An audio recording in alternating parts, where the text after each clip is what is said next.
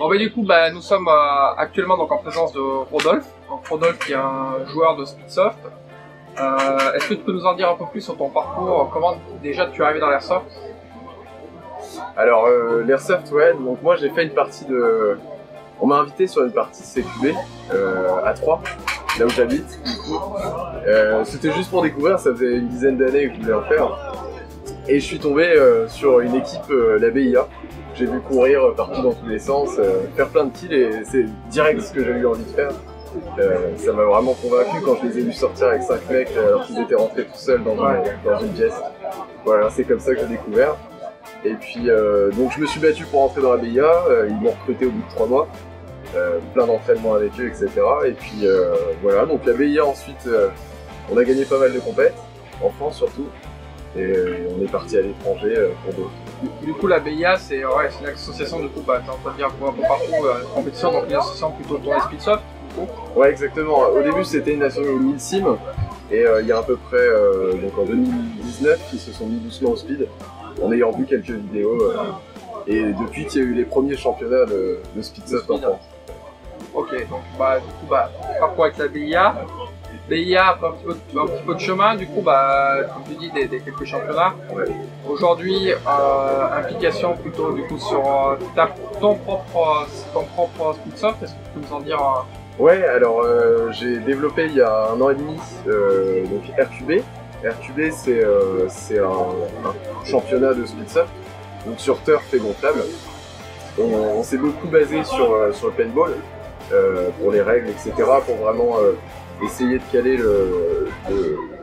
les matchs et caler les... Turf pour les, on va dire pour les non-initiés, c'est vraiment les terrains de paintball.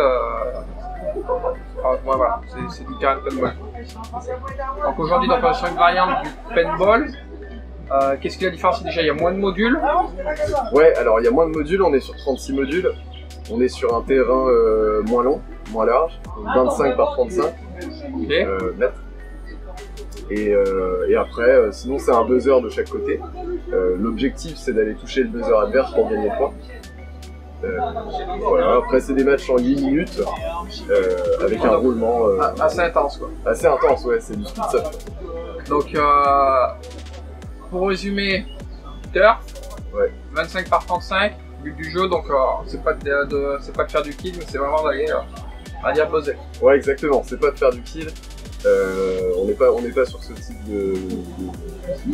de compétition, mais forcément pour atteindre le buzzer, il va falloir éliminer quelques joueurs, sinon ça va être compliqué. Ok. Et au-delà de ça, donc RQB aujourd'hui c'est quoi? C'est lancé au niveau donc, national, tu as une compétition qui tourne, c'est en préparation? C'est ça, alors on est encore en préparation, on est un peu lent, on essaye de faire les choses bien. Mais on a déjà ouvert une section donc, en Allemagne et une deuxième en Angleterre qui va se développer doucement. Ok. Bon du coup peut-être un bel avenir, espérons-le, pour RQB. Ouais. Et puis on verra ce que ça donne dans les années à venir. Est-ce que tu as un dernier petit mot à dire? Je sais pas. Essayer de convaincre que RQB sera quelque chose. En soi, ouais, aujourd'hui il y a beaucoup de compètes qui s'entremêlent, on va dire, qui sont en train de se développer. RQB, la différence, ça va être que c'est assez simple et accessible. Presque des terrains de paint, il y en a partout en France. Et on veut justement se jumeler avec le paintball et finalement leur donner un peu d'activité sur leur terrain. Donc ce qui permettrait de faire vivre tout le monde finalement. Ok, merci à toi et puis bon courage pour la suite. Merci.